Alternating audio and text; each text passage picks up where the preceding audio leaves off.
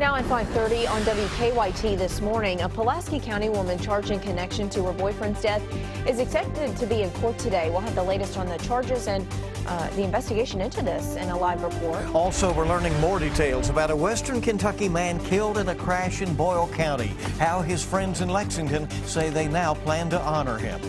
And a Central Kentucky mayor says he is standing firm against a group that wants to remove a religious symbol from his town. Tracking, alerting, protecting. This is WKYT This Morning.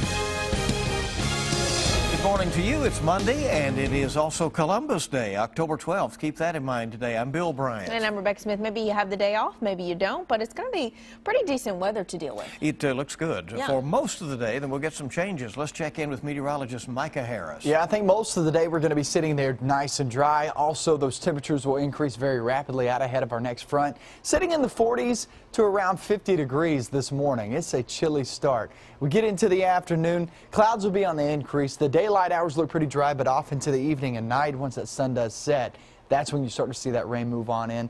Maybe even some rumbles of thunder too. So we'll be watching that off into the night and into tomorrow. But once that clears on out, we don't really have a rain chance anytime soon. So that's our rain chance, but we have a big front that will bring some much cooler temperatures towards your weekend. I know it's far away, but it's definitely something we need to be watching out for because that could be our very first frost. I'll show you that coming up in just a few minutes. All right, and it's never too early to think about the next weekend, right? Well, later today, a woman is expected in court who was arrested last month in connection to a Pulaski County man's death. Last month, sheriff's deputies found 68-year-old Gary Jinks stuffed in a freezer in his home in the Pleasureville community. Jinks' girlfriend, Teresa Owens, faces multiple charges, but not murder. WKYT's Hillary Thornton is at our live desk this morning with details on the investigation into Jinks' death and what charges Owens does face. Hillary? Good morning, Bill and Rebecca. 51-year-old Teresa Owens is charged with abuse of a corpse and tampering with evidence after police say she tried to dispose of her boyfriend's body by pouring lye and fertilizer over it. Investigators say they searched Jinks' home after his daughter reported him missing. That search led to his body being found inside of a freezer that his girlfriend was keeping in the living room of the home. Police say the victim's arms were tied with several pieces of string and the body was covered in lye and fertilizer. The coroner says Jinks likely died around September 5th, nearly a month before his body was found. Investigators have not determined if foul play was involved in the death or if the 68-year-old died of natural causes. Owens will be in court in Pulaski County later today for a preliminary hearing. At the live desk, Hillary Thornton, WKYT. Kentucky State Police continue to investigate a shooting over the weekend in Anderson County that killed a Lexington teenager. Troopers say that early Sunday morning someone shot 18-year-old DeMichael Trey Bolton at the Eagle Lake Convention Center in Lawrenceburg. Hundreds of people were in the parking lot for a party after a concert during Kentucky State University's homecoming. Troopers were in the area when they heard the exchange of shots. So far, police haven't made any arrests. An arrest was made in connection to a huge fight last week in Richmond that sent someone to the hospital. Richmond Police arrested William Gross last night. He's charged with engaging in organized crime. This comes after a fight broke out on Ballard Drive last Thursday night in Richmond. As many as 20 people were involved. One of them was stabbed, another shot. Both of them survived.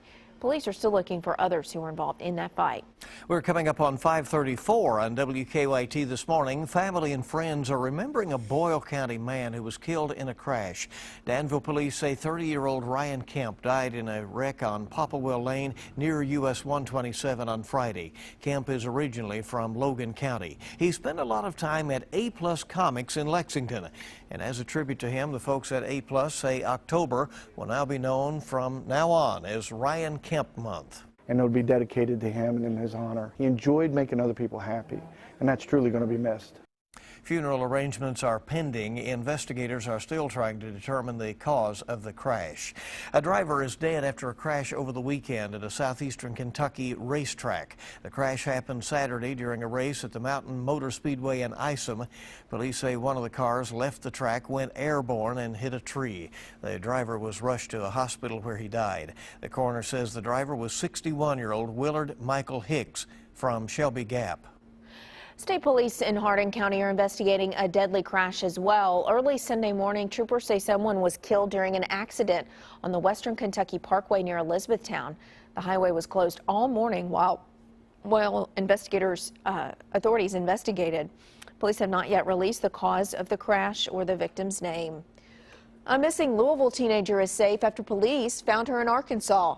Family members say 15-year-old Angel Coleman had been missing since October 7th. Deputies in Arkansas say 20-year-old Stephen Acevedo led them on a high-speed chase with Coleman in the car. Coleman's mother says that her daughter met this man on Facebook. Both Acevedo and Coleman went to the hospital with minor injuries. Deputies say he will likely face charges. Coleman is expected to go to a juvenile facility. Time this morning, 5:35, and Iraqi government officials say an airstrike this weekend hit a convoy carrying the leader of ISIS. A military statement claims the Iraqi Air Force targeted him while he was heading to a top-level ISIS meeting in Anbar province. It is unclear if he was killed. The U.S. government has yet to comment. Iraq's military has made similar claims in the past. The statement also says strikes killed several senior ISIS members at the site of the meeting. And the country of Turkey is mourning after a pair of bombings killed around 100 people and injured 500 more over the weekend. The explosions went off during a peace rally at the capital on Saturday. The people there were protesting the Turkish government's renewed involvement in fighting Kurdish rebels. The attack is the deadliest in modern Turkish history. No one has claimed responsibility for the attack. Uncertainty in the country is continuing to mount with upcoming parliamentary elections set for next month. Well, the mayor of a central Kentucky town says he is standing firm after a Wisconsin anti-religious group called for him to remove a religious symbol from the city's water tower.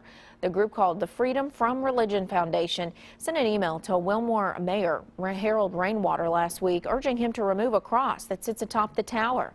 In the email, the foundation said it is unlawful for Wilmore to display a patently religious symbol, such as a Christian cross, on public property. Now, this is not the first time the organization has asked for a Kentucky community to remove a religious symbol. Back in August, the group asked Breathitt County leaders to remove a picture of Jesus from the county courthouse.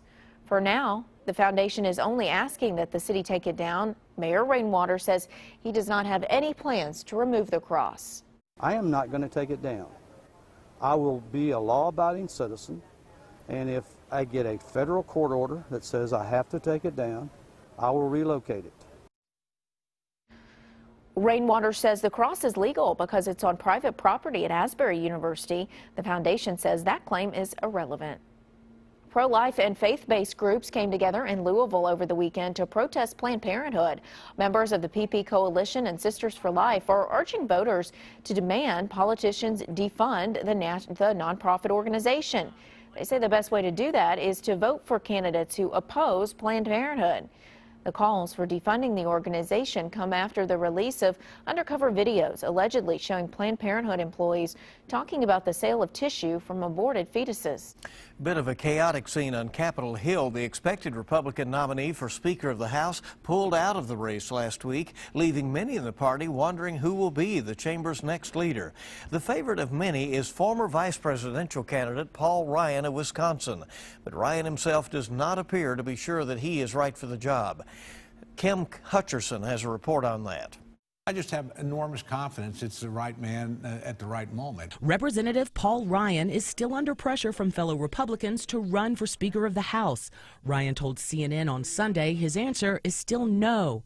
But according to Ryan's allies, he's still trying to make up his mind if he wants the job. He certainly shouldn't do it if he's not willing to embrace it. Ryan emerged as a favorite among some Republicans after Representative Kevin McCarthy's surprise Thursday announcement that he would not run for Speaker. Friends of the Ways and Means chairman say Ryan will only take the job if he gets support from all 247 GOP House members, a hurdle that contributed to McCarthy pulling out of the race. Members of the party's Conservative Freedom Caucus have another candidate in mind, Congressman Daniel Webster of Florida. Until somebody's a declared candidate, we're not going to move to a new candidate. But Sunday, the group's leader said the Freedom Caucus would look favorably on Ryan if he decides to step in. Ryan's possible candidacy is even coming up on the campaign trail.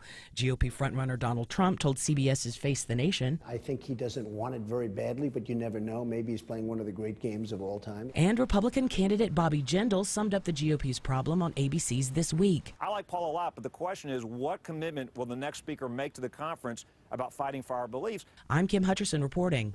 And Representative Ryan may not make an announcement until after Congress returns from a recess next week. If he does take the job, he will almost immediately face two looming fights, whether to raise the government's debt ceiling and the deadline to pass a federal budget. A new report proposing some changes to Lexington's fire departments is set to be presented to city leaders today. Our partners at the Herald-Leader say that an independent consultant is recommending that the city consolidate 2 downtown fire stations and possibly relocate 2 others. The city paid Public Safety Solutions around $70,000 for the analysis. The company looks at population growth, fire response times, and maps for the best locations for future fire stations in Fayette County. They'll present the study to the Urban County Council today. Kentucky's candidates for Attorney General will be squaring off tonight for their first televised debate. Democrat Andy Beshear and Republican Whitney Westerfield will be squaring off on Kentucky Tonight. That program airing live at 8 o'clock this evening on KET.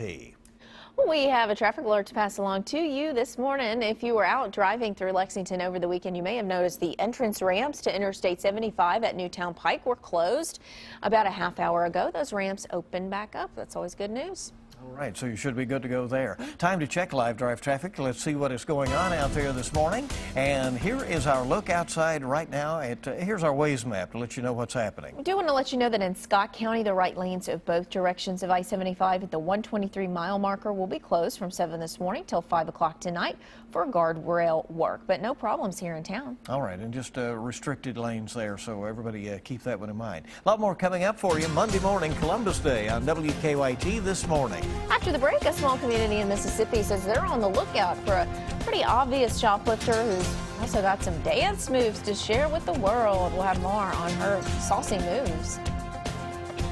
That's great right there. If you don't stick around for the weather, stick around for that story. Current temperatures sitting out there in the 40s and a couple of 50s. Chilly now, and it looks really nice later on. We even have some rain in the forecast. I'll show you all that coming up next.